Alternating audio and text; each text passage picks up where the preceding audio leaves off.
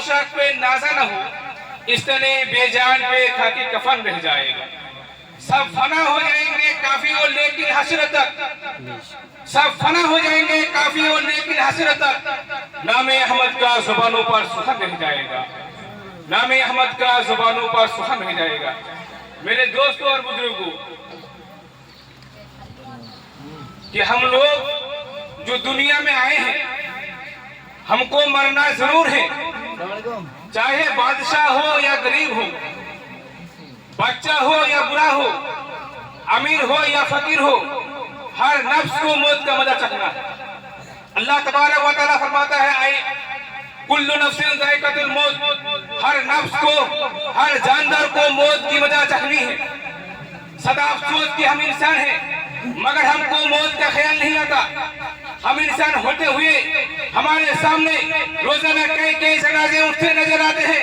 ये सब कुछ देखते हुए हम बुरे कामों से बाज नहीं आते, खराब कामों से बाज नहीं आते, नशाओं से बाज नहीं आते, जुआ खेलने से बाज नहीं आते, लुटाने काटने से बाज नहीं आते, और हर तरह तरह के गुनाह करते नजर आते हैं। मेरे दोस्तों बुजुर्गों, अल्लाह तबारक व तआला का पंजा बहुत मजबूत वाला है। अल्लाह तबारक व तआला और एक जगह फरमाते हैं, अल्लाह तबारक व तआला और एक जगह फरमाता है कि ऐना माता कुनुकुमुल मौत वला कुंतुम फी बुरूजिन मुशय्यदा, तुम जहां कहीं भी रहो तुमको मौत आनी है।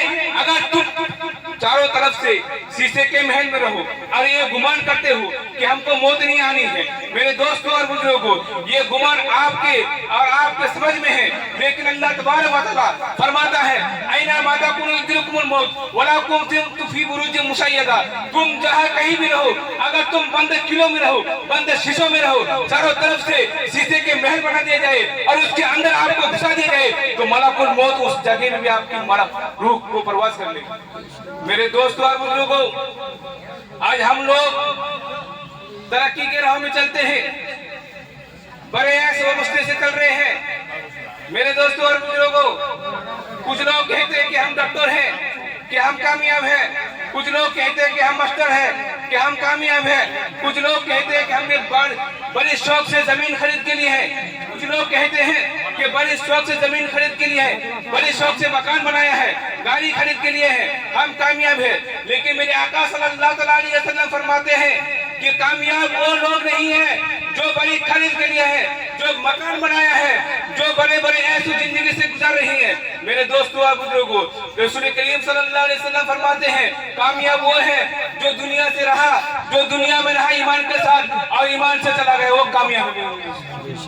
मेरे दोस्तों और बुजुर्गों, हर मरने वाला शख्स तीन चीजों का फिक्र होता है। हर मरने वाला शख्स मरने से पहले तीन चीजों का फिक्र होता है। एक वो होता है कि वो सोचता है कि हमने बड़ी शौक से मकान बनाया है, बड़ी शौक से जमीन खरीद के लिए है, इसका क्या होगा। और ये सोचता है, दूसरे बात ये सोचता है कि हमारे बाल बच्चों का क्या होगा, हमारे बच्चों का क्या होगा मरने के बाद। फिर सोचता है मर के जाएंगे कब्र में क्या ठिकाना होगा। मुअज़्ज़ज़ सामीन किराम, हजरत अली रज़ियल्लाहु तआला अन्हु फरमाते हैं कि मैंने कब्रिस्तान के मुर्दों से पूछा, कब्र वाले से जिज्ञासा किया, कब्र वाले से पूछा, ए मरने वाले साहब आप बता दीजिए कि आपने कब्र की हालात को कैसे पाया, अपने कब्र की जिंदगी को कैसे गुजार रही है। कब्र से आवाज आते हैं, अली मेरे बात मत पूछो, पहले मैंने जिसको दुनिया में छोड़ गया उसका क्या हुआ, उसका क्या बना। हजरत अली कहते हैं, पहले तुम बताओ तुम कब्र की जिंदगी को कैसे पाया।